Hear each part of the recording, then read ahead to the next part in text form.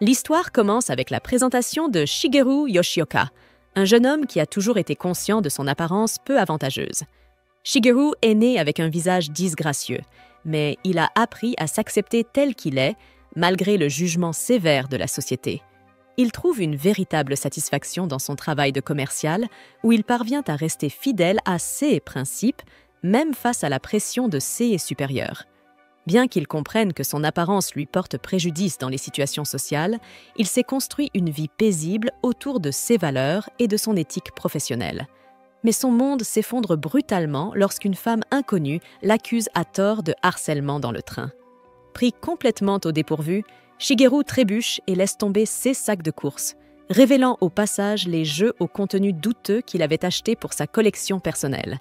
Les autres passagers, choqués, se forgent rapidement une opinion à son sujet, basant leur jugement sur son apparence et sur ce qu'ils voient dans ses sacs. Pour eux, cela ne fait aucun doute. Il est coupable, Shigeru comprend alors que le monde ne sera jamais juste envers les gens comme lui. Plutôt que de mener un combat perdu d'avance, il choisit de plaider coupable, espérant ainsi éviter une humiliation encore plus grande. Le juge lui inflige une amende de 300 000 yens pour violation de la loi sur les nuisances publiques.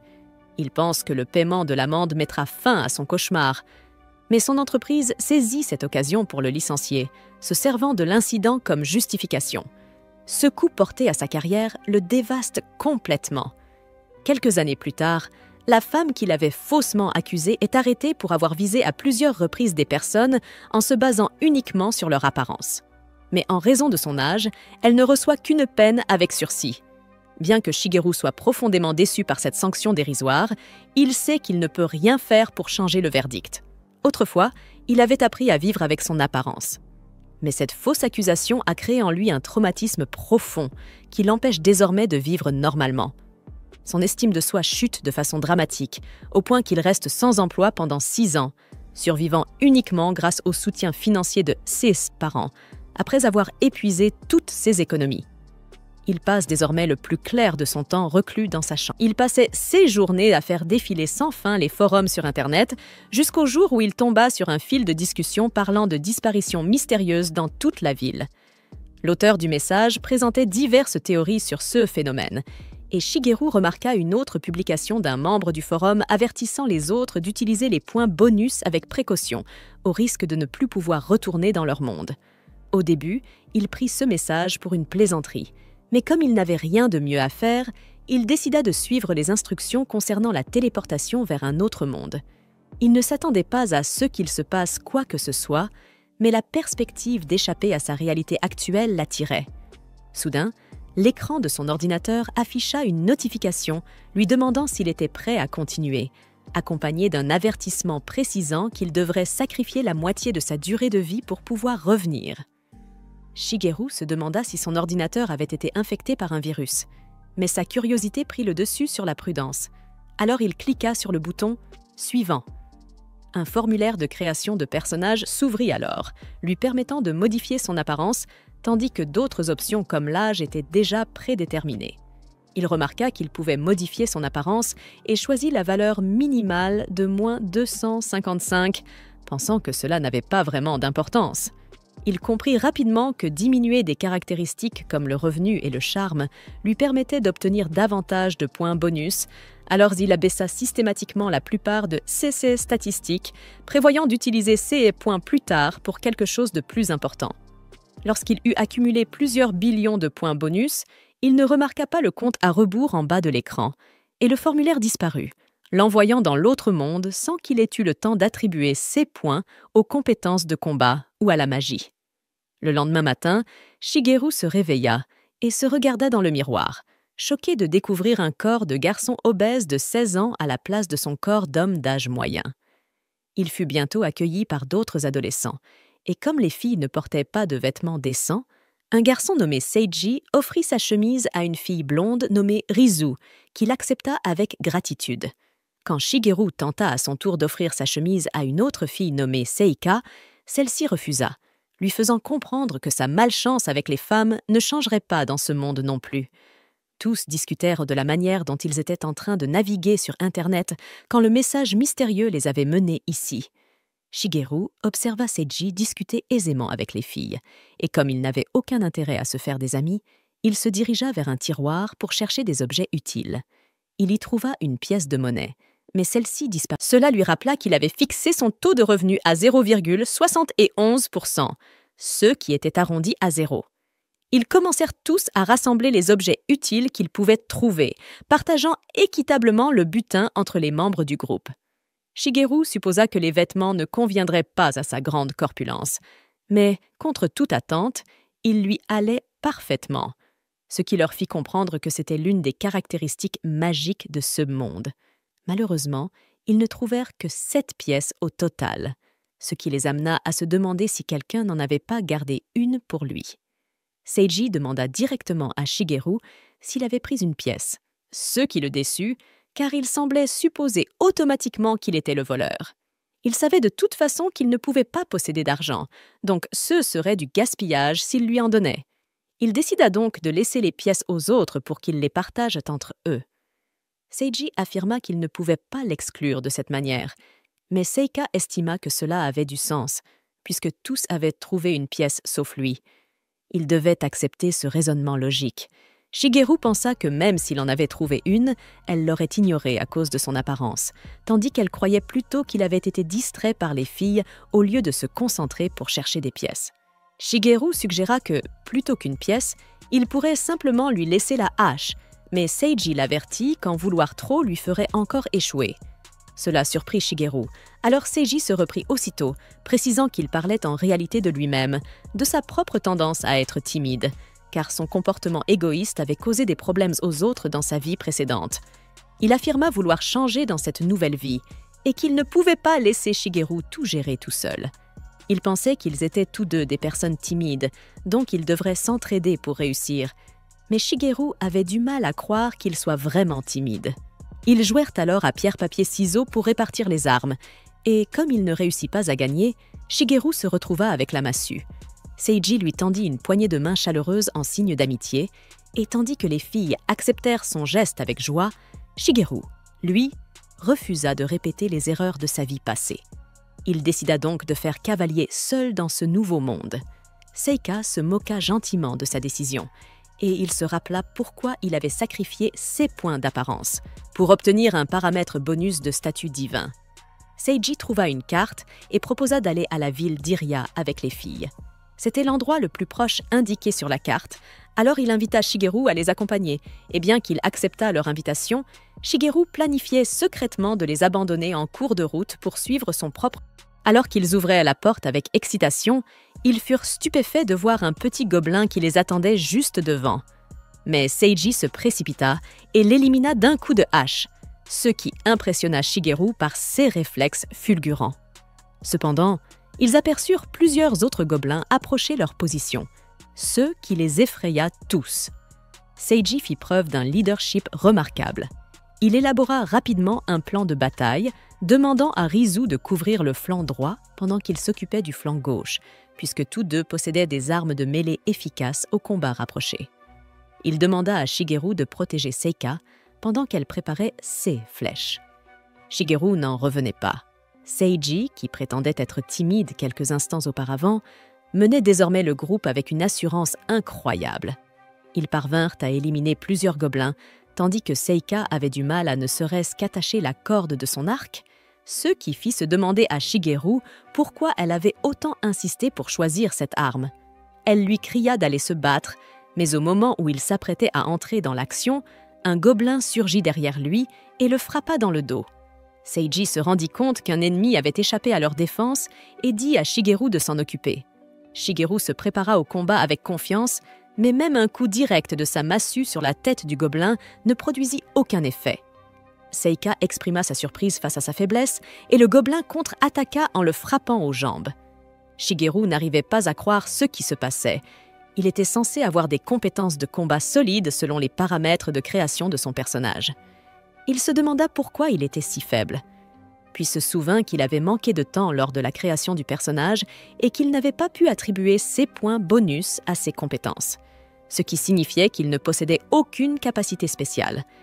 Il décida alors de serrer fermement sa massue et de canaliser toute sa frustration sur le gobelin. le coup fut cette fois décisif.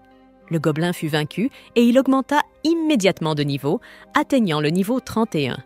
Il fut stupéfait par la vitesse à laquelle il progressait, puis remarqua qu'il avait un multiplicateur d'expérience de 10 000 fois, ce qui lui rappela son bonus spécial.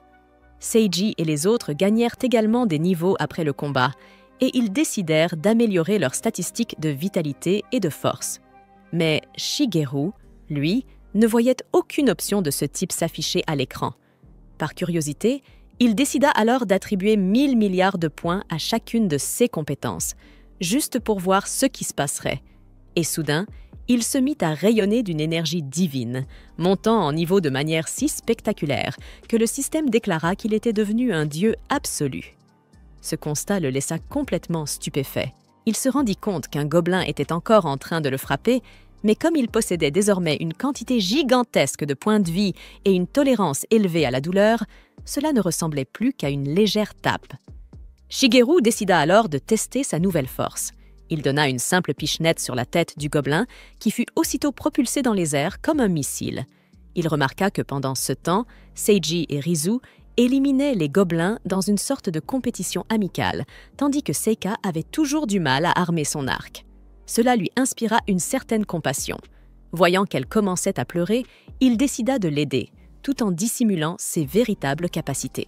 Il fit semblant d'être dans un état lamentable, rampant vers elle en gémissant qu'il souffrait du syndrome de la corde d'arc, prétendant que l'arc lui parlait et le suppliait d'être correctement attaché. Seika, confuse mais touchée, lui tendit rapidement son arc. Comme il était pratiquement inutile entre ses mains, il en profita pour utiliser sa compétence de dextérité maximale et attacha la corde avec une aisance impressionnante, ce qui la laissa admirative. Elle se demanda s'il avait été dans un club de tir à l'arc dans sa vie précédente et lui proposa de tirer la première flèche. Shigeru hésita avant de saisir la flèche, faisant tout son possible pour éviter de la toucher, car un simple contact physique avec une fille lui faisait perdre 10% de CSPV. Il activa donc la compétence * frappe ultime * pour améliorer sa précision. Lorsqu'il décocha la flèche, celle-ci partit si haut qu'il pensa avoir complètement raté sa cible. Mais soudain, un immense dragon de foudre descendit du ciel et anéantit plusieurs gobelins sur son passage, sous les yeux ébahis de tous. Seika, complètement stupéfaite, lui demanda ce qu'il s'était passé. Il inventa une excuse en affirmant qu'il était effectivement dans un club de tir à l'arc, ce qu'elle crut immédiatement. Elle proposa de s'occuper du reste des gobelins, alors il lui rendit son arc et ses flèches, car d'autres ennemis approchaient déjà. Seiji lui demanda de les couvrir, mais elle se mit à tirer ses flèches de manière aléatoire, celles-ci passant au-dessus des têtes des gobelins sans jamais les atteindre. Seiji comprit alors qu'ils allaient devoir gérer la situation eux-mêmes. Seika, déçue de ne pas avoir pu les aider efficacement, se retrouva rapidement à court de flèches. Shigeru décida alors d'en fabriquer de nouvelles pour elle. Il utilisa sa compétence d'artisanat pour créer des flèches en un instant, prétendant qu'elles venaient de tomber juste à côté. Mais Seika répéta la même erreur. Elle se mit à tirer de manière imprudente, ratant toutes ses cibles à nouveau. Shigeru pensa que c'était désespéré, mais heureusement, Seiji et Rizu parvinrent à éliminer les derniers gobelins restants, ce qui soulagea tout le groupe. Ils allaient enfin pouvoir reprendre leur voyage, et Shigeru décida de rester avec eux jusqu'à ce qu'ils atteignent leur destination. Quelques heures plus tard, le groupe arriva enfin à la ville en suivant les indications de la carte. Ils remarquèrent immédiatement un restaurant, ce qui les remplit de joie. Il y avait de la restauration rapide familière même dans ce monde. Tandis que tout le monde entrait avec enthousiasme, Shigeru, lui, décida de s'éloigner, pensant qu'il devait préserver son mode de vie solitaire. Il se retrouva bientôt près d'une fontaine où la faim commençait à se faire sentir. Il aperçut un chat et se dit qu'ils étaient tous les deux seuls au monde. Il voulut le caresser, mais s'arrêta brusquement, se rappelant que si c'était une femelle, il perdrait 10% de ses PV chaque seconde à cause de sa statistique de charme réduite. Soudain, Seika apparut près de la fontaine, ce qui le fit sursauter et tomber dans l'eau. Gênée, elle lui tendit un hamburger, disant que c'était un petit geste pour le remercier de lui avoir attaché la corde de son arc, ce qui le surprit. Elle était bien plus attentionnée et observatrice qu'il ne le pensait. Son estomac grogna bruyamment, et elle comprit aussitôt qu'il était pauvre et ne pouvait pas s'acheter à manger. Il n'aimait pas qu'elle dise qu'il était pauvre, mais il ne pouvait pas non plus refuser un hamburger aussi appétissant. Cependant, en prenant le sandwich, il toucha accidentellement son doigt. Ce simple contact provoqua une décharge électrique qui réduisit SCPV, et le burger vola droit contre le mur. Shigeru réalisa qu'il venait de subir 50,8 billions de dégâts à cause de ce contact furtif. Mais alors qu'il essayait encore de comprendre l'ampleur de sa perte, il vit que Seika pleurait, pensant qu'il avait rejeté son cadeau. Il décida alors d'utiliser ses compétences de communication d'entreprise acquises dans son ancienne vie et lui dit qu'elle était tellement belle que ses mains en tremblaient, mais qu'il accepterait volontiers de manger ce hamburger. Touché, Seika lui donna alors son propre burger, tout en s'excusant de l'avoir rendu si nerveux. Il comprit que c'était son propre déjeuner, mais elle le rassura en lui disant que ce n'était rien, car elle était riche. Et puis, ajouta-t-elle, il l'avait déjà aidée en attachant la corde de son arc et en lui fournissant secrètement des flèches. Ce qui surprit Shigeru. Elle avait remarqué ses gestes discrets. Shigeru mangea le hamburger avec bonheur et se dit qu'il lui devait une vraie dette de gratitude. Jusqu'à ce qu'il puisse la rembourser correctement, il resterait avec le groupe et mettrait de côté, pour l'instant, son idée de faire cavalier. Seika se rend à la boutique d'armurerie et d'armes avec Shigeru. Elle demande au vendeur 100 flèches, ce qui l'étonne un peu, car il remarque que son carquois est déjà plein. Mais bon, Seika gaspille son argent sans compter, vu qu'elle est riche, tandis que Shigeru le regrette intérieurement, se demandant combien il aurait pu gagner s'il avait fabriqué les flèches pour elle grâce à sa compétence cheatée. Seika demande alors à Shigeru s'il compte acheter quelque chose, mais répond elle-même avant qu'il puisse ouvrir la bouche, disant qu'il ne peut probablement pas puisqu'il est fauché. À ce moment-là, Seiji et Rizu les rejoignent, expliquant qu'ils étaient partis chercher un endroit où passer la nuit et qu'ils ont trouvé une auberge plutôt sympa. Seika est ravi d'apprendre la nouvelle, contrairement à Shigeru. Il annonce au groupe qu'il préfère vivre l'expérience de la rue en dormant dans un parc. Personne ne réagit, car tout le monde sait qu'il est réellement fauché. Seika propose alors de payer sa chambre et devient presque émotive, lui disant qu'il ne devrait pas refuser une offre aussi généreuse. Elle insiste pour qu'il considère cela comme un cadeau de sa part. Sans attendre sa réponse, elle lui attrape le bras, par-dessus ses vêtements, et commence à le tirer vers l'auberge. Fait surprenant, Shigeru ne subit pas de dégâts vitaux, ce qui laisse penser qu'il ne peut être blessé par un contact féminin tant qu'il est habillé. Cela dit, il se sent un peu mal à l'aise de suivre cette fille aussi belle et innocente alors qu'il a l'impression de ressembler à un gorille. Plus tard, à l'auberge, quelque chose tracasse Seiji, la quantité d'argent qu'il possède. Shigeru pense à la même chose et se demande comment il pourra un jour s'en sortir financièrement alors que ses revenus sont constamment réduits à 0,001%. Mais à vrai dire, ce qu'il devrait vraiment craindre, c'est de savoir si le lit est capable de supporter son poids. Quoi qu'il en soit, Shigeru commence à fouiller dans sa longue liste de compétences dans le menu du système, à la recherche d'une faille qui pourrait l'aider à gagner un peu d'argent. Le lendemain matin, il achète une tonne de nourriture pour Seiji, Rizu et Seika, preuve qu'il a bel et bien trouvé un moyen de se faire de l'argent. Seiji lui demande d'où vient tout cet argent, et Shigeru répond simplement qu'il l'a reçu en cadeau d'une personne bienveillante. Mais il ne leur faut pas longtemps pour comprendre que ce gars est tout bonnement sorti tôt le matin pour mendier dans la rue.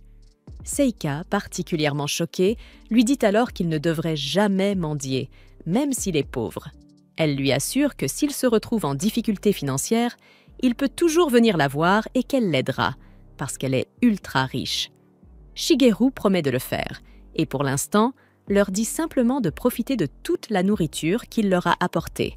En réalité, il révèle au lecteur qu'il n'a pas du tout mendié. Il a trouvé une faille dans le système en utilisant le troc. D'abord, il a fabriqué des flèches grâce à sa compétence cheatée, puis les a vendues à prix cassé au propriétaire de l'armurerie, à une seule condition, qu'il le paie uniquement en biens et non en argent.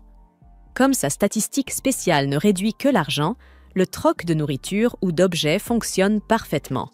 Quoi qu'il en soit, Shigeru a maintenant remboursé sa dette envers Seika et peut enfin envisager de quitter ce groupe une bonne fois pour toutes. De son côté, Seiji ouvre la carte pour parler du plan qu'il a préparé pour leur prochaine quête. Tout comme hier soir, il s'inquiète sincèrement pour l'argent et souhaite que le groupe se trouve une source de revenus stable. Dans ce monde, les monstres ne laissent aucun butin derrière eux, donc impossible de faire du commerce avec leurs drops, comme dans les isekai classiques. Mais Seiji affirme qu'il existe quand même une solution. Il pointe une grotte située près de la ville et propose au groupe de l'explorer, pensant qu'elle pourrait contenir un trésor. Un homme, qui prétend être un guide, surprend leur conversation et souhaite se joindre à eux, affirmant qu'il a lui aussi été réincarné. Lorsqu'il voit Shigeru, il ne peut cacher son dégoût et lui balance qu'il n'a jamais vu un visage aussi moche. Shigeru ne bronche pas face à cette remarque cinglante. Il a fini par accepter qu'il est l'être le plus laid au monde. L'homme montre alors au groupe un objet qui permet d'obtenir des réductions ponctuelles à l'auberge et prétend l'avoir trouvé dans la cabane en bois où il a été réincarné. Mais c'est suspect, car lorsque le groupe de Seiji est passé par là, ils n'ont jamais trouvé un tel objet.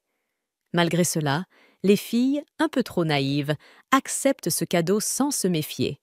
Seiji, lui, reste sceptique, mais l'homme, qui se présente finalement sous le nom de Kyoshiro, lui promet que s'il engage lui et son équipe, il leur offrira d'autres objets spéciaux comme celui-là.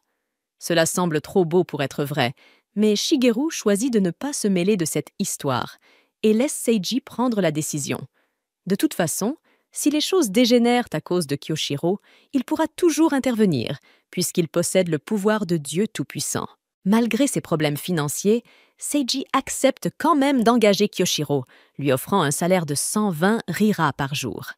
Ils se serrent la main pour conclure l'accord, puis le groupe se met en route vers la grotte d'Arga. En chemin, un groupe de gobelins les attaque. Seika commence alors à tirer ses flèches, dans une direction complètement différente.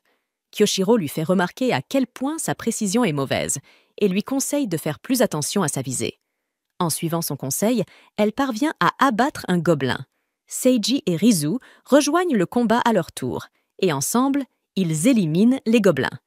Shigeru, impressionné par Kyoshiro, commente que c'est d'ailleurs lui qui a suggéré l'achat de casques équipés de lampes numériques, inventés apparemment par un autre homme réincarné dans ce monde. Le groupe fait ensuite une pause dans la forêt, et Kyoshiro en profite pour entraîner Seiji, Rizu et même Seika. Il ne prend pas la peine de demander à Shigeru de s'entraîner, sachant très bien que ce dernier ne bougera pas son gros derrière, à moins qu'il n'aperçoive un burger devant lui. Shigeru nous révèle qu'il n'a pas vraiment besoin d'entraînement.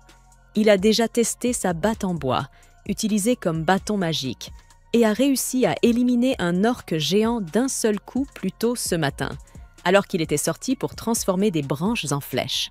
C'est à ce moment-là qu'il a découvert une compétence capable, selon lui, d'effacer la moitié du Japon, et il ne voit pas dans quel CA il serait amené à s'en servir. Quoi qu'il en soit, le groupe arrive peu après à l'entrée de la grotte d'Arga, une ancienne ruine. Seika commence à se comporter comme une adolescente, ce qui pousse Seiji à lui demander quel est son vrai âge. Il commence par donner le sien, 30 ans, puis lui demande le sien. Elle affirme fièrement avoir 17 ans, ce qui explique enfin à tous pourquoi elle agit de manière aussi immature. Le groupe progresse à travers la grotte, guidé par Kyoshiro, et finit par atteindre les profondeurs les plus reculées du lieu. Après une belle journée d'aventure, le groupe tombe sur une porte. Comme la journée s'est déroulée à merveille, Seika se sent le courage de continuer le combat. Elle se précipite donc vers la porte et tente de l'ouvrir. Kyoshiro l'arrête aussitôt. Il salue son courage depuis leur arrivée ici, mais lui demande quel est son niveau. Quand elle répond qu'elle est au niveau 3, il la décourage immédiatement, lui expliquant que si elle entre dans cette pièce, la salle du maître, elle mourra dès qu'elle ouvrira la porte. Elle se retire aussitôt et va se cacher derrière la dernière femme du groupe. Shigeru, quant à lui, observe la porte, se demandant si elle abrite vraiment le sous-chef du donjon. Étant donné sa puissance, affronter le sous-chef ne serait pas un problème pour lui. Mais comme il ne souhaite pas révéler ses capacités, il choisit de reculer. Seiji remercie sincèrement Kyoshiro de les avoir guidés jusque-là. Il admet que sans lui, il serait mort depuis bien longtemps. Ils ont accompli tant de choses en une seule journée que Seiji décide que l'équipe entière va se retirer pour la nuit et reprendre l'exploration le lendemain. Cependant, avant de partir, Kyoshiro leur parle d'un endroit que tous les aventuriers de passage doivent absolument visiter avant de quitter les lieux. Il les y emmène. En chemin, il lui demande s'il en est le créateur, mais il répond que non. Il leur explique qu'un autre réincarné a construit cet endroit et que tous les réincarnés y viennent pour se détendre après leurs aventures. Il leur assure qu'il s'agit d'une zone sûre, un lieu où aucun mal ne peut leur arriver tant qu'ils y sont. Mais Shigeru sait pertinemment que ce n'est qu'un mensonge. Grâce à ses pouvoirs, il a découvert qu'il n'existe aucun endroit, dans un rayon de 200 km, qui puisse être considéré comme sûr pour les humains. Cependant, il ne voit pas encore l'intérêt de le contredire, alors il garde le silence. En entrant dans la pièce, il remarque plusieurs boissons disposées un peu partout. Très vite, il se rend compte qu'elles sont empoisonnées. Il comprend cependant qu'il ne s'agit que de somnifères. Comme ces pilules n'ont aucun effet sur lui, il décide de laisser Seiji prendre les devants. Kyoshiro leur propose un verre, les invitant à célébrer leur belle journée. Mais Seiji s'excuse et refuse poliment l'offre. Il explique qu'ils n'ont pas encore besoin d'être ivres et qu'ils fêteront cela plus tard. Kyoshiro fait mine d'accepter le refus avec compréhension, affirmant qu'il comprend, mais son attitude laisse penser que Seiji manque de reconnaissance envers celui qui les a tant aidés. Alors, Seiji revient sur sa décision et s'excuse pour avoir refusé son geste généreux. Il admet qu'il a douté de lui et qu'il en est profondément désolé. Shigeru, de son côté, sait que Seiji est naturellement trop calme pour refuser une telle offre sans raison valable. Il comprend donc à son tour que Seiji s'est forcé. Finalement, tout le monde s'assoit pour partager un bon verre. Alors qu'ils boivent tous, Shigeru prend la décision de retarder les effets du poison en engageant la conversation. Il cherche un sujet intéressant et leur demande ce qu'ils faisaient dans leur ancienne vie, avant de se retrouver dans ce monde. Mais la question tombe mal. Chacun d'entre eux est venu ici justement pour fuir la réalité. Il retire aussitôt sa question, mais Seiji, lui, souhaite parler de sa vie d'avant. Il se lance donc. Dans sa vie précédente, Seiji était fatigué de la vie et de l'école, alors il avait décidé d'ouvrir sa propre entreprise. Quand il en mentionne le nom, Shigeru le reconnaît aussitôt. Seiji raconte qu'au moment du lancement, un homme était venu lui vendre une machine très coûteuse. Il n'avait pas les moyens, alors il avait tenté de négocier. Cet homme, qu'il appelle Monsieur I, n'était autre que Shigeru. Monsieur I lui avait promis qu'il le ferait sourire et lui avait donné un conseil. Même en tant que PDG, il fallait savoir faire des pauses. Seiji avait suivi ce conseil, laissant son équipe gérer l'entreprise à sa place. Grâce à cela, sa société avait prospéré et fini par entrer en bourse. Mais tout s'était effondré après un accident survenu alors qu'il travaillait sur une intelligence artificielle. Seiji avait laissé la société faire faillite. Il avoue qu'il n'a jamais pu exprimer sa reconnaissance à Monsieur I et jure qu'ici, dans ce nouveau monde, il protégera ses amis et fera en sorte qu'il ne leur arrive rien. Il révèle alors que Monsieur Ichi s'appelait en réalité Shigeru, puis lui demande quel est son deuxième prénom. Mais avant que Shigeru ne puisse répondre, le poison fait effet et tout le monde s'endort. Kyoshiro revient, accompagné de son équipe.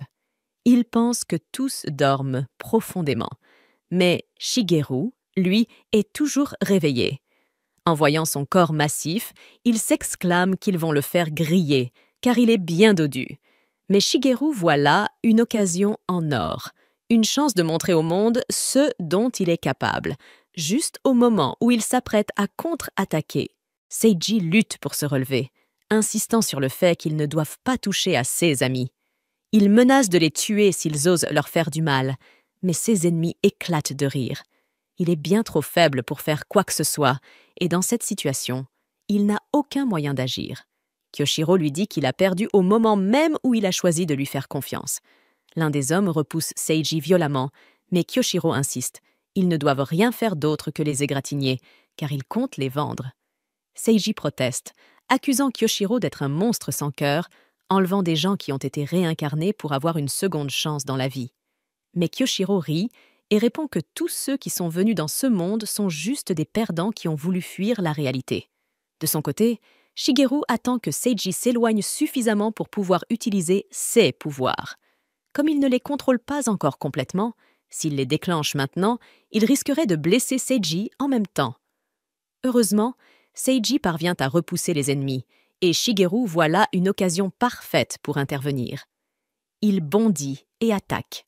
Il utilise le « saut du cochon », la technique la plus sûre dans cet espace restreint. Et grâce à son poids, l'impact est dévastateur. Seiji le supplie de s'enfuir car il ne veut pas que Shigeru soit blessé.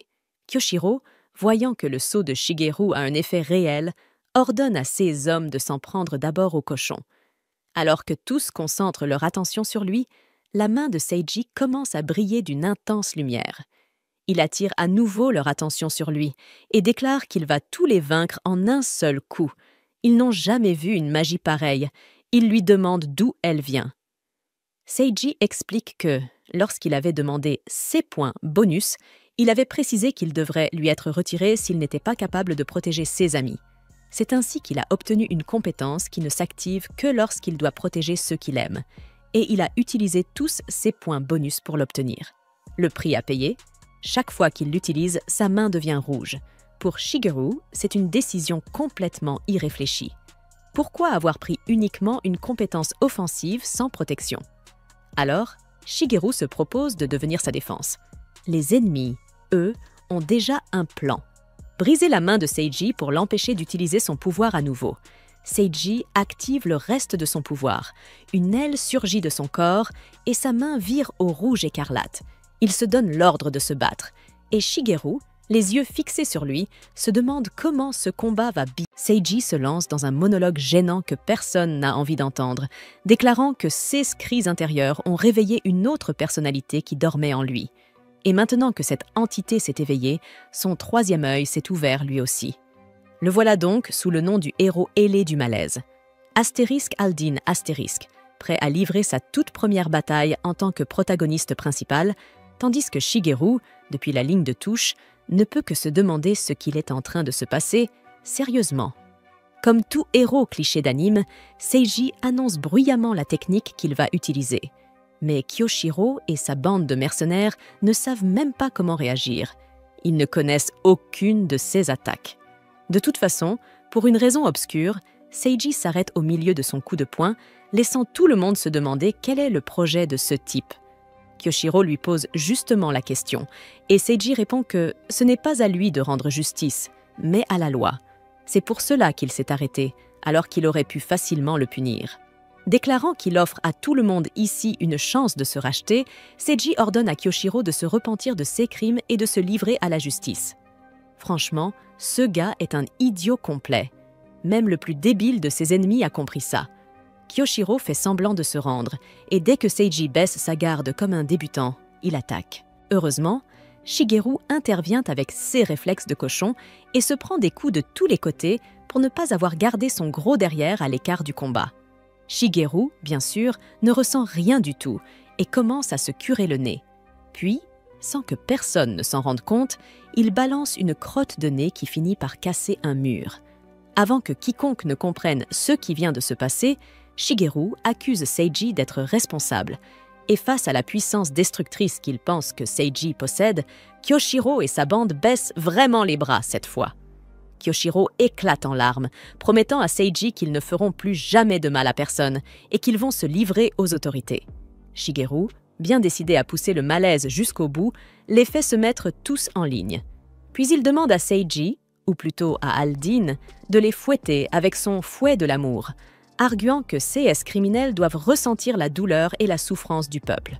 Mais Aldin redevient Seiji, car sa colère s'est dissipée. Et puis, il ne veut pas utiliser le fouet de l'amour sous l'emprise de la colère.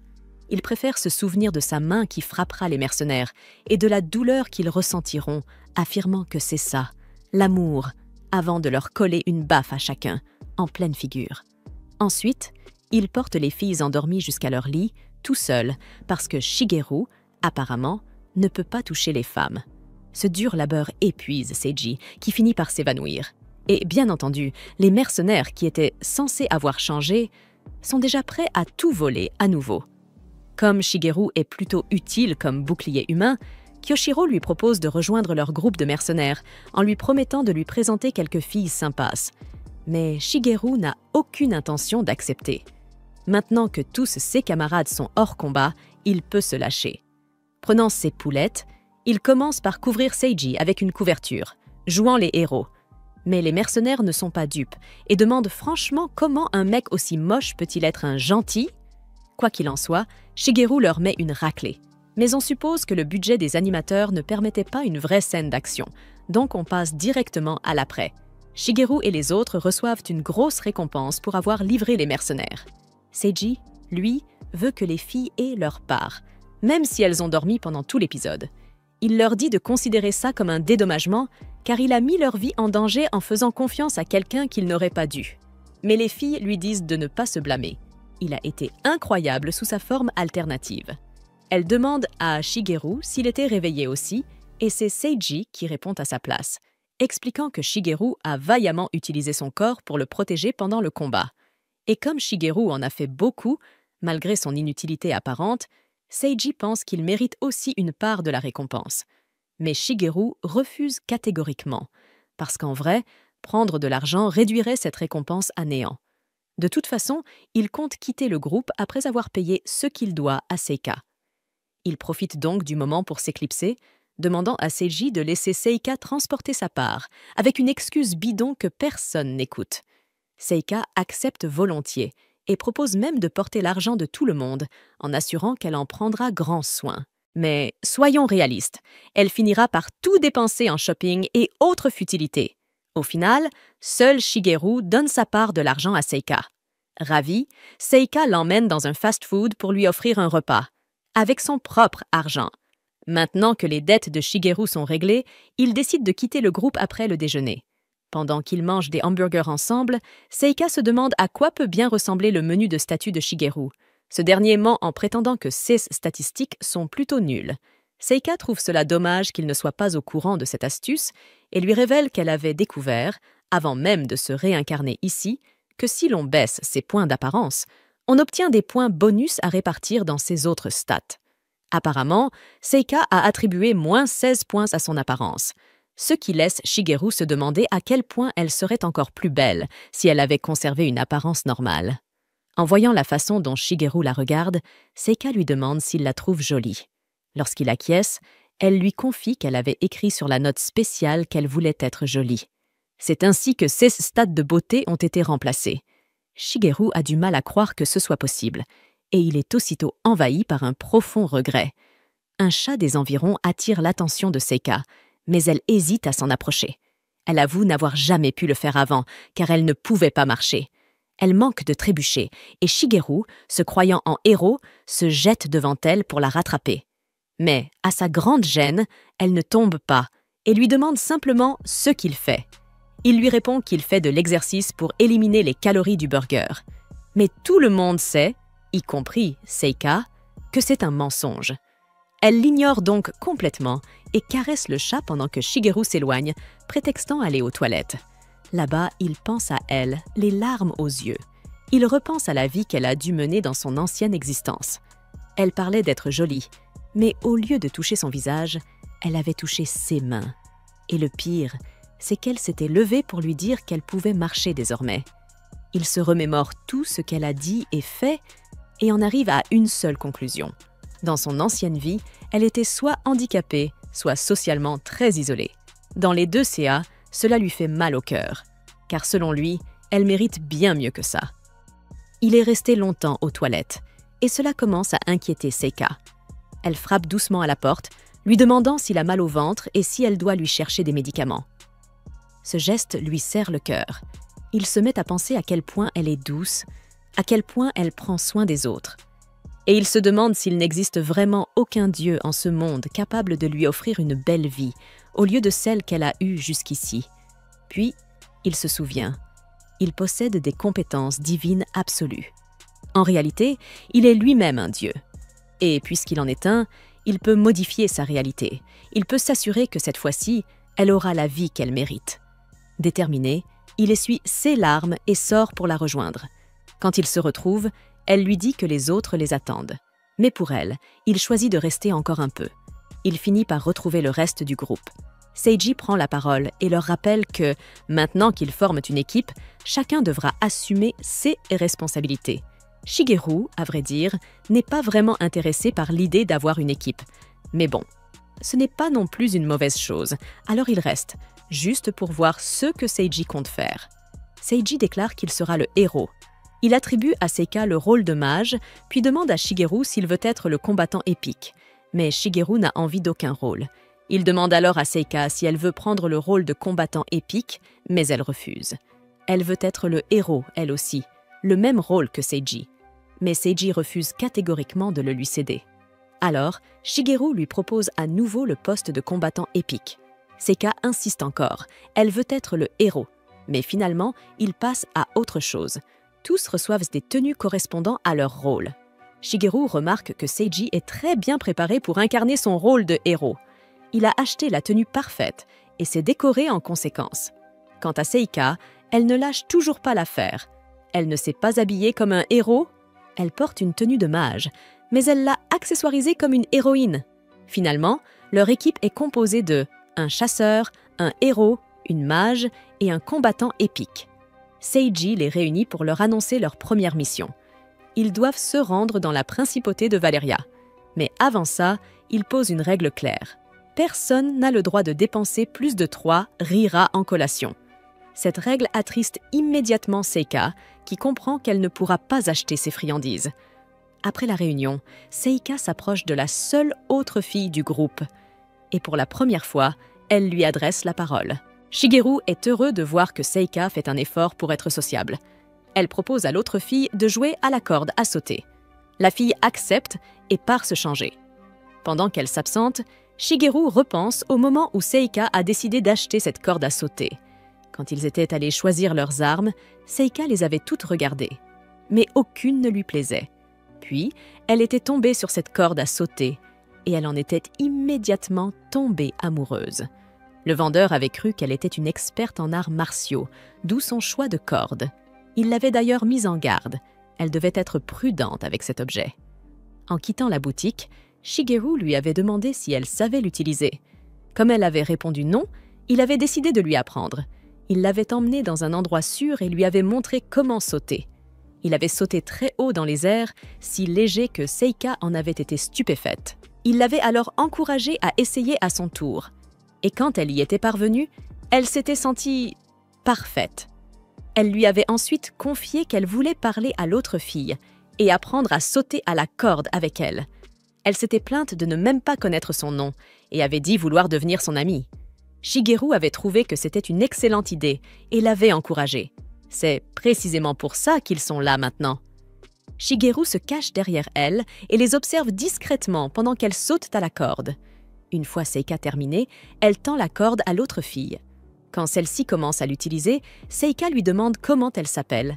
Mais la jeune fille devient toute rouge. Seika comprend qu'elle ne veut pas dire son vrai nom. Ce qui est compréhensible, puisqu'ils sont tous venus ici pour fuir leur ancien monde.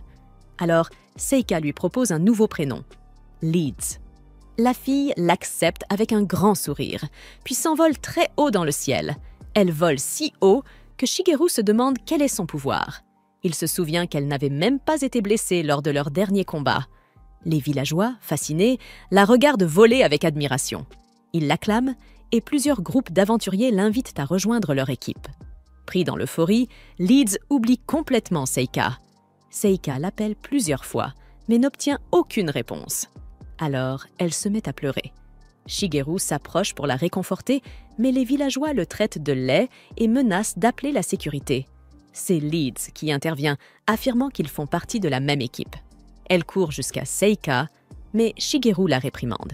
Il lui dit que quand une fille aussi mignonne t'appelle, on ne l'ignore pas. Ils rentrent tous chez eux, et peu à peu, Seika se calme. Dans sa chambre, elle découvre une lettre laissée par Leeds, s'excusant sincèrement de l'avoir ignorée. Une fois Seika partie, Leeds va trouver Shigeru. Elle l'emmène dans une pièce, s'incline profondément et lui demande pardon. Shigeru, troublé, lui demande pourquoi. C'est alors qu'elle révèle qu'elle sait que Shigeru est Monsieur Y. Mais comment a-t-elle découvert cela? Et surtout, comment peut-elle le connaître? Shigeru fut surpris par cette révélation, mais il continua à faire semblant, demandant à Rhys pourquoi elle pensait cela. Elle lui expliqua qu'elle avait choisi une capacité spéciale qui lui permettait de lire la fenêtre de statut des autres personnes. Elle pouvait y voir leur vrai nom, leurs statistiques, ainsi que les notes personnelles qu'ils y avaient inscrites. Pris de panique en réalisant qu'elle avait lu S.E. notes, qui le faisaient passer pour un incel frustré, Shigeru se frappa le front de la main avant de lui demander ce qu'elle voulait. Rhys répondit que cela concernait Seika, et elle lui demanda s'il avait compris que son corps était paralysé dans sa vie précédente.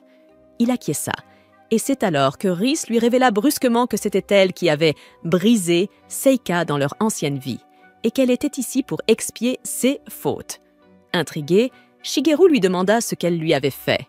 Rhys expliqua que, dans sa vie passée, elle faisait partie d'un programme destiné à changer la vie des gens. Seika était l'un des enfants avec lesquels il travaillait, et Rhys avait sincèrement voulu lui offrir une vie meilleure. Cependant, un jour, une explosion se produisit dans le bâtiment, et Seika fut gravement blessée. Rhys se mit à pleurer, disant qu'elle avait échoué à empêcher l'accident et à sauver Seika. Elle regrettait profondément ce qui s'était passé, résultat de malentendus entre les membres de l'équipe. Pour éviter que ce genre de tragédie ne se reproduise, elle avait écrit dans ses notes spéciales qu'elle voulait mieux comprendre les gens. Shigeru comprit alors que c'était cette volonté qui avait donné à Rhys le pouvoir de lire le statut des autres. Il lui demanda des précisions sur le programme dont elle parlait et elle lui répondit qu'il était lié à l'intelligence artificielle. Immédiatement, cela rappela à Shigeru l'histoire de la faillite de l'entreprise de Seiji, causée par un programme d'IA qui avait échoué à la suite d'une explosion. Il demanda alors à Rhys si elle faisait référence à cela. Elle confirma, révélant qu'elle était en réalité la sœur de Seiji, mais qu'elle avait complètement changé de comportement et de personnalité dans ce monde pour qu'il ne la reconnaisse pas. Shigeru resta encore un peu sceptique, mais Rhys lui expliqua qu'elle ne pouvait pas mentir, car c'était le prix à payer pour avoir obtenu sa capacité spéciale. Elle ajouta qu'elle était convaincue que leur venue dans ce monde en même temps n'était pas un hasard, et que leur destin était déjà lié dans la vie précédente. Elle savait que Shigeru voulait rendre Seika heureuse et qu'il essayait de guider Seiji pour qu'il devienne un meilleur aventurier. C'est pourquoi elle lui demanda la permission de l'aider dans cette mission. Shigeru expliqua à Rhys que Seiji et Seika étaient tous les deux trop purs de cœur et qu'ils avaient besoin de son soutien pour rester en sécurité dans ce monde. Il accepta donc de collaborer avec elle, et Rhys, dans un élan théâtral, se coupa les cheveux en signe de détermination, à la manière d'un rituel Sakura. Shigeru resta perplexe, car cela n'avait absolument aucun sens. Mais Rhys lui répondit que Seika lui avait un jour dit qu'elle était jolie avec les cheveux courts. Quoi qu'il en soit, ils formèrent officiellement un pacte pour venir en aide à leurs deux amis. Le lendemain matin, ils se préparèrent à partir pour la capitale, et Shigeru fit venir une étrange créature hybride, mi-tortue, mi-chèvre, qui servirait à transporter leurs affaires. Rhys fut la dernière à arriver, et ses yeux s'embuèrent de larmes quand Seika lui dit qu'elle était ravissante avec les cheveux courts. C'est ainsi qu'ils commencèrent leur voyage, mais ils furent rapidement attaqués par un groupe de monstres. Seika abattit l'un d'eux avec sa magie de glace, et alors qu'un autre monstre se dirigeait vers elle, Seiji intervint pour la protéger, pendant que Rhys gardait leurs arrières. Ils éliminèrent rapidement les créatures, et Seika ne manqua pas de montrer fièrement ses talents de magicienne à Shigeru, qui ne put qu'acquiescer. Elle était douée, sans aucun doute. Seiji proposa ensuite de chercher un endroit pour installer leur campement, car le soleil commençait à se coucher, et tout le monde approuva. Ils se dirigeaient vers la cité de Valyria, et puisque Seika avait exprimé son envie de vivre une véritable aventure, ils avaient choisi de passer par les montagnes, réputées pour être dangereuses et dépourvues d'auberges.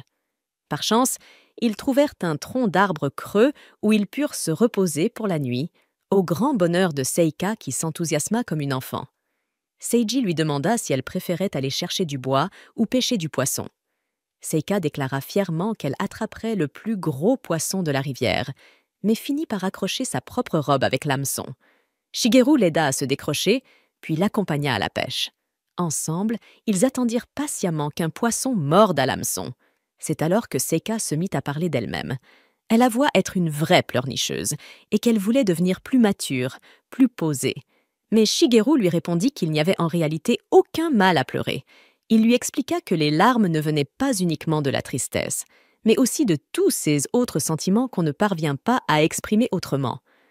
Repensant à son propre passé, il ajouta que les gens finissaient par perdre leur capacité à pleurer et que cela les empêchait de devenir plus forts. Il conclut en disant que, plutôt que d'apprendre à ne plus pleurer, elle devrait apprendre à comprendre ce qui faisait vibrer son cœur. Les paroles de Shigeru touchèrent profondément Seika, qui se mit à pleurer d'émotion. C'est à ce moment-là que Rhys les rejoignit. En apprenant qu'il n'avait encore rien pêché, elle se contenta de tirer quelques projectiles magiques dans la rivière, attrapant sans effort plusieurs poissons qu'elle remit ensuite à Seika. Toute joyeuse, Seika courut vers le campement pour les apporter à Seiji. Pendant ce temps, Rhys regarda Shigeru et lui dit que Seika semblait toujours heureuse lorsqu'elle était avec lui. Elle ajouta qu'il était du genre à faire sourire naturellement les autres et que, grâce à lui, leur groupe serait protégé de bien des façons. Shigeru, un peu gêné, détourna les yeux, puis décida de retourner au campement. Mais Rhys le retint doucement, lui demandant de ne révéler à personne sa véritable identité, de peur que cela ne provoque une division dans leur groupe. Shigeru acquiesça sans poser de questions. De retour au camp, ils retrouvèrent Seiji et Seika en train de cuisiner. Pendant qu'ils mangeaient, Seika s'amusait à imiter les gestes de Rhys, ce qui fit sourire tout le monde. Shigeru profita de ce moment de calme pour demander à Seiji ce qu'il pensait de l'objectif final de leur voyage. Seiji, devenu sérieux, répondit qu'il n'en avait pas encore vraiment. Pour l'instant, atteindre la cité de Valyria était leur priorité. Une fois sur place, ils comptaient en apprendre davantage sur ce monde et ses problèmes, afin de déterminer leur véritable mission. Shigeru fut impressionné par la lucidité et la logique de Seiji. Mais soudain, un bruit venant des buissons attira leur attention. Une femme gravement blessée et visiblement exténuée sortit de la forêt, puis s'effondra juste devant eux. Dans son inconscience, la femme revivait les événements qui l'avaient menée là. Elle fuyait des bandits, mais bien qu'elle soit une réincarnée comme eux, elle n'avait pas réussi à se défendre. Elle en voulait à sa propre note spéciale, qu'elle jugeait inutile. Dans sa vie passée, elle n'était pas particulièrement jolie, et son petit ami l'avait quittée pour une fille plus attirante. Son entourage la rabaissait constamment, et elle avait fini par développer une haine envers les filles jolies. Son rêve prit brusquement fin lorsqu'elle ouvrit les yeux, réalisant qu'elle était désormais dans un campement, avec Seiji à ses côtés, qui s'occupait d'elle. Il lui dit qu'ils avaient soigné ses blessures et administré les premiers soins. Peu après, Seika arriva avec de l'eau chaude pour la nettoyer. Mais en voyant son visage souriant et parfait, la femme se crispa aussitôt, envahie par une haine instinctive. Seiji lui expliqua que c'était justement Seika qui lui avait lancé un sort de soin, mais cela ne changea rien à son attitude. Pire encore, elle s'énerva davantage lorsque Seika essaya de lui adresser quelques mots aimables, et elle demanda à Seiji de l'emmener plus près du feu, loin d'elle. Seika fut blessée par cette réaction, mais Shigeru voulait qu'elle comprenne une chose. On ne doit pas envahir l'espace personnel d'un inconnu dès la première rencontre. Il tenait également à ce qu'elle garde ses distances avec cette femme au bras blessé, car il connaissait la vérité à son sujet. Un peu plus tôt, lorsque la femme s'était effondrée, Seiji avait demandé à Shigeru d'aller chercher de l'eau. Il s'était précipité vers la rivière, mais Rhys l'avait arrêté. Et rien qu'à son regard, il avait compris que quelque chose n'allait pas. Elle lui avait révélé que la femme était une réincarnée comme eux, mais que sa note spéciale était particulièrement inquiétante. Elle y avait écrit qu'elle ne pardonnerait jamais aux filles jolies et qu'elle les tuerait brutalement. Tous deux avaient compris qu'elle visait sans doute Seika. Revenant au moment présent, Seiji tenta de réconforter la femme, qui se présenta sous le nom de Riaya. Lorsqu'il lui proposa à manger, elle l'accepta volontiers. Mais dès que Seika lui tendit un bol, la haine qu'elle dissimulait commença à se manifester. Riaya tenta de saisir une arme, mais heureusement, Rhys l'avait déjà confisquée, et elle la surveillait discrètement depuis le début. Shigeru gardait aussi un œil attentif sur elle, prêt à intervenir au moindre geste suspect. Seiji et Seika, en revanche, ne se doutaient de rien. Seiji demanda à Riaya comment elle s'était blessée, et elle raconta qu'un groupe de bandits avait attaqué sa caravane et qu'elle s'était retrouvée séparée de ses compagnons.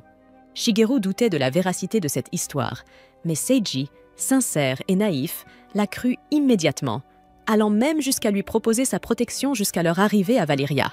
Riaya accepta avec un sourire, mais lorsque Seika, de bonne foi, lui dit qu'il pouvait se faire confiance à leur chef de groupe, cela sembla de nouveau l'irriter. Dans un geste brusque, elle bougea son bras blessé, ce qui raviva la douleur. Seiji lui demanda de se calmer, mais Riaya déclara soudainement qu'elle devait se rendre à la rivière. Elle proposa que Seika l'accompagne, mais Seiji se porta volontaire à la place. Riaya le fixa avec un regard accusateur, puis déclara d'un ton tranchant qu'elle comptait en réalité se baigner et que s'il voulait l'accompagner, c'était forcément parce qu'il était un pervers. Pris au dépourvu, Seiji rougit violemment. Seika, avec toute son innocence, lui demanda alors s'il était vraiment un pervers. La question l'acheva mentalement et il s'effondra sur place, victime d'un dégât émotionnel critique. Shigeru soupira et s'apprêta à aller le relever, mais Riaya s'adressa alors à lui avec mépris, le menaçant de hurler s'il osait s'approcher à moins de 3 mètres d'elle. Il lui répondit sèchement qu'il n'avait aucune envie de s'en approcher de toute façon. À ce moment-là, Rhys arriva, proposant d'emmener Riaya à la rivière à sa place. Mais comme elle ne pouvait pas mentir à cause de sa capacité spéciale, ses véritables émotions restaient visibles sur son visage. Shigeru aurait souhaité que Rhys fasse au moins semblant de cacher son intention meurtrière, car l'expression sur son visage fit immédiatement paniquer Riaya, qui insista de plus belle pour que ce soit Seika qui l'accompagne à la rivière. Seika, toujours aussi gentille, accepta sans la moindre hésitation, allant même jusqu'à lui rendre son arme au cas où elle tomberait sur des monstres. Shigeru sentit la panique monter en lui. Cette décision mettait Seika en danger direct. Mais heureusement, Rhys décida de les suivre discrètement afin de veiller sur elle. De son côté, Shigeru voulut les accompagner également, mais Seiji le retint. « Tu devrais respecter l'intimité des filles », lui dit-il avec sérieux. « Cette fille est dangereuse », répliqua Shigeru. « Je suis d'accord », dit Seiji en hochant la tête. « Le charme d'une femme adulte est extrêmement dangereux. » Shigeru roula des yeux. Il n'avait aucune envie de subir les idioties de Seiji, mais il ne pouvait pas non plus partir sans éveiller les soupçons. Alors, il opta pour un compromis absurde. Il se mit à faire des allers-retours à une vitesse fulgurante entre le camp et la rivière, à tel point que son corps semblait flou. Seika, le voyant apparaître brièvement à ses côtés, fut stupéfaite. « Tu vas bien ? Tu sembles flou, lui dit-elle. « Tu dois être fatigué, répondit Shigeru en feignant l'indifférence. « Tu hallucines sûrement. Va te reposer un peu. » Et sans attendre, il lança un sort de sommeil sur elle, la faisant tomber dans un doux sommeil en un instant. Il se rendit ensuite discrètement au bord de la rivière pour surveiller Riaya. Et juste à temps. Soudain, Riaya dégaina son épée et la pointa droit vers Seika. Cette dernière resta figée, choquée. « Qu'est-ce que j'ai fait ?» demanda-t-elle, la voix tremblante. « Est-ce que je t'ai offensé ?» Riaya secoua la tête. « Tu n'as rien fait. En fait, tu es même une gentille fille, mais je ne peux pas aller à l'encontre de ce que j'ai écrit dans mes notes spéciales. » Elle baissa brièvement les yeux avant de reprendre, le regard empli de haine. « J'ai juré de tuer toutes les jolies filles. Elles ont ruiné ma vie sur Terre. Alors quand je suis arrivée ici, j'ai décidé de me venger. » Elle expliqua ensuite comment elle avait rejoint plusieurs groupes d'aventuriers, assassinant systématiquement les filles jolies avant de disparaître. Mais ces crimes avaient fini par la rattraper. « Aujourd'hui, c'est ton tour de mourir, Seika, » déclara-t-elle, levant son épée. Mais au moment où elle s'apprêtait à frapper, une détonation éclata. Un tir précis fit voler son épée hors de ses mains. Rhys surgit de derrière un arbre, repoussa violemment Riaya en arrière, puis tenta de l'empêcher de récupérer son arme. C'est alors que Shigeru intervint et attrapa fermement le bras de Riaya. « Lâche-moi » cria-t-elle. Mais Shigeru dégaina son épée à son tour, le regard dur. « Tu ne t'échapperas pas cette fois !» Puis, sans prévenir, une lumière éblouissante inonda la clairière. Tous levèrent les yeux, stupéfaits. La lumière venait de Seika. Elle s'éleva lentement dans les airs, ses cheveux flottant autour d'elle, tandis que de grandes ailes d'un blanc éclatant se déployaient dans son dos. Elle avait pris la forme d'un véritable ange. Après quelques secondes de suspense, la lumière révèle Seika, resplendissante sous une forme angélique. Face à la stupeur générale, l'ange supplie qu'on mette fin à la souffrance qui se déroule sous ses yeux. Rhea, encore sous le choc, menace malgré tout de détruire la silhouette céleste, mais la douleur dans son bras l'empêche de paraître réellement menaçante. Seika lui fait remarquer qu'elle ne souhaite pas vraiment commettre de tels actes. Rhea, à contre-cœur, finit par l'admettre. Mais elle insiste. Ce sont les mots inscrits dans sa fenêtre de jeu qui la rendent folle, au point de ne plus pouvoir se contrôler. Shigeru ne peut s'empêcher d'éprouver de la pitié pour la pauvre fille, d'autant plus qu'il sait qu'il est impossible de modifier ce qui est inscrit dans ses notes spéciales. Pourtant, Seika garde espoir. Elle ignore encore comment, mais elle est prête à essayer de changer le cours des choses. Lentement, elle s'approche de Rhea pour lui tendre la main. Encore une fois, Rhea la repousse, lui ordonnant de ne pas s'approcher. Alors, fatiguée de tant de souffrance, Seika prend sur elle et régénère le bras de celle qui est censée être son ennemie. Rhea baisse les yeux vers son bras guéri, les larmes aux yeux. De son côté, Shigeru médite, impressionné. Même en tant que Dieu absolu, il n'a jamais été capable d'un tel miracle. C'est alors que Seika révèle avoir inscrit une chose bien particulière dans ses notes spéciales. Si ses amis venaient un jour à souffrir profondément, elle se transformerait en ange, dotée du pouvoir de restaurer ce qui a été perdu. Avant d'arriver dans ce monde, elle portait une vilaine cicatrice au visage, une blessure qui lui avait coûté un œil. La douleur de cette perte, de ce manque, était si grande qu'elle avait seulement souhaité y mettre fin. Elle avoue néanmoins ne pas croire qu'elle puisse guérir les blessures intérieures. Mais après avoir rendu son bras à Rhea, peut-être que cette dernière pourra, elle, trouver un moyen de se libérer de l'obscurité qui l'habite. Malgré ces paroles pleines de compassion, l'humaine repousse encore l'ange et s'empare de son épée laissée au sol. Pourtant, à la vue des larmes de Seika, Rhea ne parvient plus à la voir comme une cible et elle s'enfuit. Sans attendre, Reis part à sa poursuite, tandis que Seika reprend forme humaine et s'évanouit. Shigeru la rattrape de justesse avant qu'elle ne touche le sol. Pendant ce temps, à l'écart du groupe, Rhea traîne sa lame contre un arbre, y traçant quelque chose dans l'écorce. Elle observe ensuite son épée avec un regard étrange, jusqu'à ce que Shigeru surgisse et la désarme, coinçant l'arme en hauteur dans le tronc. Rhea lui demande s'il est venu pour l'achever, mais Shigeru se crispe, indigné d'être pris pour un criminel. En réalité, Shigeru était simplement venu prendre de ses nouvelles, après que Rise lui eut indiqué où elle se trouvait. Il lui demande franchement, pensait-elle vraiment s'arracher l'œil?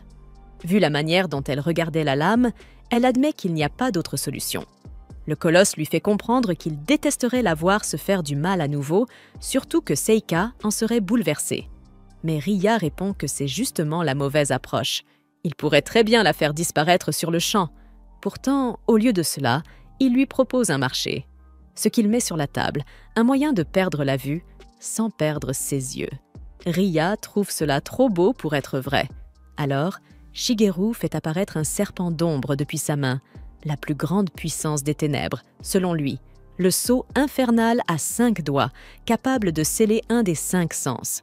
En échange, elle pourra continuer sa vie comme elle l'entend. Méfiante, Rhea lui demande qui il est réellement. Il prétend être un simple marchand. Même s'il n'a plus de carte de visite sur lui, Rhea se moque. On dirait plutôt qu'il essaie de lui vendre une photocopieuse hors de prix. Shigeru comprend alors qu'elle n'est pas idiote. Il lui rappelle simplement que Seika souhaite l'avoir enfin libérée de sa souffrance et que cette magie est tout ce qu'il a à offrir. Un sortilège qui scellera sa vision sans abîmer ses yeux. Selon lui, le pouvoir durera jusqu'à ce qu'une magie basée sur la lumière le brise. Et c'est une technique à laquelle il fait entièrement confiance. Rhea lui demande alors s'il fait tout cela uniquement pour protéger Seika, parce qu'elle est jolie. Shigeru avoue qu'il a lui aussi fait des erreurs dans les notes spéciales. Au départ, il avait prévu d'abandonner son groupe, incapable de leur faire confiance. Mais Seika a toujours tenu à le garder près d'elle, et aujourd'hui, il sent qu'il lui doit quelque chose. Une façon de rembourser cette dette et de veiller sur elle. Rhea note qu'il est décidément trop honnête. Et plutôt beau gosse, enfin, sa voix l'est en tout cas. Elle confesse, avec sincérité, qu'elle envie Seika et le groupe qu'elle a su rassembler autour d'elle. Shigeru remarque que, pour la première fois, Ria sourit véritablement.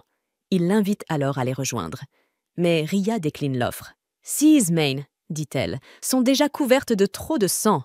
Ce qui lui reste désormais, c'est de tracer son propre chemin. » Elle lui demande alors de sceller sa vision, une bonne fois pour toutes. Et Shigeru Yoshioka commence l'incantation. La jeune fille est encore sous le choc de la puissance qu'elle a manifestée un peu plus tôt. Mais son ami, lui, pense que ce n'est rien d'autre que la matérialisation de ses souhaits. Quelle qu'en soit la source, Seika veut s'en servir pour aider ceux qui en ont besoin. Cependant, Shigeru lui conseille de garder cela secret. Ce pouvoir est bien trop précieux, et si les mauvaises personnes l'apprennent, elles pourraient lui faire du mal pour s'en emparer. Car, dans ce monde, il y a peut-être des héros, mais il y a aussi des méchants, toujours à la recherche d'un trésor à voler. Et même si Seika a 17 ans et en est probablement consciente, Shigeru tient à le lui rappeler avec insistance. À présent qu'elle possède un tel pouvoir, elle doit en prendre soin à tout prix. D'ailleurs, elle vient tout juste de traverser une sacrée épreuve. Et qu'elle le croie ou non, elle est réellement magnifique. La preuve en est que Ria a tenté de la tuer uniquement à cause de cela. En somme, Seika n'est pas seulement un trésor de beauté, mais aussi de puissance. Et bien des gens aux intentions douteuses aimeraient mettre la main sur un tel joyau. Face à cette réalité, la jeune fille demande ce qu'elle doit faire. Shigeru lui répond qu'il ne lui dit pas de ne faire confiance à personne, mais qu'elle doit toujours chercher à comprendre les véritables intentions derrière les paroles. Après tout, comme tout le monde le sait, certains loups se déguisent en agneaux. À cela, Seika promet de faire de son mieux pour démasquer les loups, chaque fois qu'elle le pourra. Puis, Shigeru lui demande que, si un jour elle se retrouve en danger, incapable de se sauver malgré tous ses efforts, elle crie simplement son nom de toutes ses forces, et il viendra.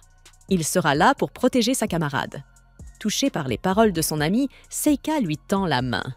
Ne voulant pas paraître impoli, le colosse la saisit, mais il ressent alors une douleur si vive qu'il est incapable de dire si cette main est brûlante ou glacée. Toute sa concentration se porte sur un seul objectif, ne pas écraser cette main si fine, si fragile. À l'aube, le lendemain matin, Seika demande des nouvelles de Ria. Shigeru lui apprend qu'elle est partie dans la nuit, mais qu'elle a laissé une note à son attention. « Merci d'avoir guéri la blessure dans mon cœur. La prochaine fois que nous nous reverrons, tu pourras compter sur mon aide. » Seika fond en larmes à la lecture du message, tandis que Shigeru regrette de ne pas avoir pu lui dire au revoir. Quoi qu'il en soit, il la rassure. Ria avait l'air radieuse au moment de son départ. Elle semblait sincèrement heureuse à l'idée de tracer sa propre... Seiji se tourne vers Seika et lui demande ce que cela veut dire, mais elle se contente de répondre que c'est un secret entre filles. Plus tard, alors qu'ils reprennent la route vers leur objectif, Seika se demande à voix haute à quoi pourrait ressembler la principauté de Valeria. Seiji est tout aussi curieux de le découvrir. Même s'il la prévient de ne pas trop s'emballer, un long chemin reste encore à parcourir. Un peu en retrait, Shigeru repense à une conversation qu'il a eue avec Riz après le départ de Ria. Ce jour-là, il lui avait promis que l'étrangère n'attaquerait plus jamais Seika. Riz avait alors avoué avoir été surprise en voyant leur allié se transformer en cette forme lumineuse. Shigeru, lui, n'avait pas tout compris, surtout que la blonde avait le don de lire les fenêtres de statues des gens. Elle le confirma, mais expliqua que les détails spéciaux de Seika ne mentionnaient rien à propos de cette transformation, contrairement à ceux de Seiji, qui, selon elle, étaient beaucoup trop explicites à son goût. Shigeru se demanda alors quelles absurdités embarrassantes le garçon avait bien pu écrire dans sa propre fiche pour provoquer une réaction aussi dégoûtée, et admit même qu'il adorerait pouvoir tout lire, au grand désespoir de Riz. Il argua que c'était important de connaître les faiblesses de ses alliés. Après tout, si les avantages des détails spéciaux de Seiji sont si importants, les inconvénients doivent l'être tout autant. Riz accepta alors d'essayer de retranscrire les détails spéciaux de Seiji, mais lui demanda de prier pour elle, au kias où elle tomberait sur des passages particulièrement gênants. Voyant l'innocence peu à peu quitter ses yeux, Shigeru lui dit qu'elle n'avait aucune raison de se presser. Elle pouvait y aller à son rythme. Finalement, Seiji décida de la destination de leur voyage. Il avait dit vouloir atteindre une zone plus peuplée afin de recueillir des informations et d'offrir au groupe plus d'options. Se souvenant de cela, Shigeru avait beaucoup réfléchi, jusqu'à conclure que Seiji finirait probablement roi un jour. Kaisho avait d'ailleurs un jour mentionné qu'un de ses amis était passé de simple mercenaire à roi. Dans ce monde, une personne réincarnée peut vraiment monter sur le trône. Pour Shigeru, Seiji et Seika sont d'une pureté authentique. La jeune fille possède une forme d'innocence naïve, tandis que la bonté du garçon continue de briller, même après avoir vu les pires travers de la société. Dans l'esprit de Shigeru, dans un royaume gouverné par quelqu'un comme Seiji, des personnes comme Seika pourraient vivre en paix. Rize lui demanda pourquoi lui ne pourrait pas devenir roi. Mais Shigeru lui expliqua que ce n'était tout simplement pas son truc. Et avec la poisse qu'il traîne, après avoir perdu presque tout son argent, il ferait sûrement couler le royaume en moins d'un mois. Seiji, quant à lui, parle sans arrêt de son envie de guider les autres et de prendre soin d'eux. Et il le fait réellement. Il veille sur chacun tout en les laissant être eux-mêmes. C'est précisément pour cela que Shigeru souhaite le voir devenir roi. Touché par ces paroles, Rize Bosen s'incline respectueusement et demande à Shigeru de veiller sur son frère. Le colosse lui promet qu'ils s'en occuperont tous ensemble. De retour au présent, Shigeru se rappelle que c'est ainsi qu'ils avaient fixé, lui et Rize, leur objectif secret. La première étape, c'est de faire monter en niveau leurs compagnons, ceux qui devraient être plutôt simples avec son soutien. Justement, parlant de Seiji, le chef du groupe annonce avec enthousiasme qu'ils verront bientôt la ville, juste après avoir traversé l'interminable horde de monstres féroces qui bloquent le passage. Aussitôt, l'équipe s'élance vers la bataille. Tous, sauf Seiji, qui prétend que son lacet s'est défait et dit aux autres d'avancer sans lui. Shigeru, bien entendu, sait que ce gars n'a même pas de lacet. Mais fidèle à elle-même, Seika, pleine d'innocence, fonce droit vers les ennemis, obligeant Shigeru et Rize à courir à sa suite. Le grand gaillard invoque alors un mur de vent pour protéger son amie, tout en la réprimandant de foncer ainsi, tête baissée, comme une folle. Puis, il jette un coup d'œil derrière lui et comprend que Seiji tente de se transformer en Aldian, ou du moins, c'est ce que cela semble être. Dommage, vraiment, car il va ruiner ses nouveaux vêtements hors de prix. Et justement, Seiji réalise exactement cela. Alors, avec calme, il enlève ses habits et les plie soigneusement avant de se concentrer à nouveau sur sa transformation. Voyant combien tout cela risque de prendre du temps, Shigeru comprend qu'il devra gérer ce chaos lui-même. Mais il garde toujours en tête son objectif, faire progresser Seika. Le trio de tête grimpe rapidement au sommet d'une tour pour se mettre en sécurité et Shigeru bénit sa protégée d'une prière à l'absolu, ce qui améliore sa précision, sa puissance d'attaque et son taux de réussite. Grâce à ce soutien, la jeune fille parvient à repousser les gobelins qui tentaient d'escalader la tour. Pendant ce temps, Shigeru protège les escaliers. Pour affronter la masse ennemie, il fait apparaître des sphères de boue qui prennent forme humaine et pendant ce temps, Seiji continue de repousser ses limites, tentant de déclencher sa transformation. Un véritable défi, car il doit perdre son sang-froid pour y parvenir. Et ce n'est pas vraiment quelqu'un qui se met facilement en colère. Soudain, sans prévenir, Seiji explose et crie « Qui m'a marché sur le pied ?» Shigeru n'a rien vu de tel, mais peu importe. Le symbole d'Aldian s'illumine brusquement sur la poitrine du héros. Ses muscles gonflent, des ailes surgissent de son dos. Et à partir de ce moment, Seiji devient de nouveau Aldian, le héros inarrêtable. Alors qu'Aldian fonce à toute vitesse vers les ennemis, Shigeru ne peut s'empêcher de remarquer qu'il est sacrément bien bâti. Par contre, il ne comprend pas l'utilité des ailes. S'il a des ailes, ne devrait-il pas voler au lieu de courir? Mais bon, ailes ou pas, Aldian bondit jusqu'au sommet de la tour et lance un appel pour savoir si tout le monde va bien. Seika, un peu perdu, demande qui est ce type. Aldian balaie la question d'un simple haussement d'épaule et répond qu'il est un voyageur. Un héros errant, Aldian, venu sauver ses alliés dans leurs moments de besoin. Et il ne plaisantait pas. Sans même transpirer, le héros pulvérise chaque adversaire qui se dresse sur son chemin. Mais Shigeru doute que les choses restent aussi simples bien longtemps. Soudain, un golem gigantesque surgit devant l'ange. Plein d'assurance, Aldian frappe la jambe du monstre avec sa lame écarlate. Mais le coup n'a guère plus d'effet qu'une pichenette sur un éléphant. Furieux, Aldian montre alors que ses ailes ne sont pas là pour faire joli. Il s'envole dans les airs, son épée à la main, tel un héros inarrêtable. La suite ne fut jamais décrite dans aucun récit. Mais Shigeru nous raconta que c'est ainsi que toute la horde fut anéantie et que tout le monde vécut heureux pour toujours. Après la bataille, le groupe reprit son voyage sous un soleil couchant. Seika racontait comment un incroyable héros nommé Aldian était apparu de nulle part, les avait sauvés, puis avait disparu aussi vite. Seiji lança en plaisantant qu'il adorerait rencontrer ce gars un jour. Et, en parlant de ça, la magicienne lui demanda où il était passé pendant le combat. Il mentit en disant qu'il avait perdu connaissance après avoir reçu un coup, mais assura qu'il allait bien. Seika dit qu'elle aurait aimé avoir la chance de remercier Aldian pour les avoir sauvés. Rougissant, Seiji répondit qu'il était certain que le héros comprenait ce qu'elle ressentait. Toujours dans son rôle, Seiji demanda à Riz comment s'appelait ce fameux héros. Mais elle resta silencieuse. C'est alors que Seika intervint, tout excitée. Il s'appelait Aldian, le héros errant. Pendant ce temps, Shigeru, en silence, se demandait s'il faisait vraiment bien de penser à couronner ce gamin.